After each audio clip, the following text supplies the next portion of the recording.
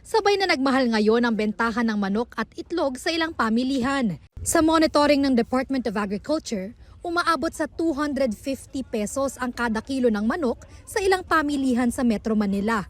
Bahagya ring tumaas ang bentahan ng itlog. Mula sa 8 pesos, abot na hanggang 9 pesos ang kada piraso ng medium-size egg.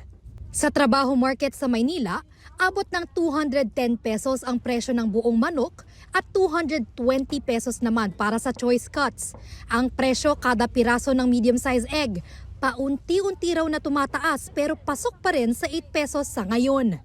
Ayon sa ilang nagtitinda ng itlog at manok, hindi pa nila kayang babaan ang presyo. Mahango lang po kami sa mga tendera, ganon. Minsan 200, wala pa pong tinutubo. Sa karinderya naman ni Alan, wala muna sa menu ang anumang ulam na manok. Hindi namin masyadong mataasan yung price kasi hindi kaya ng mga bumibili.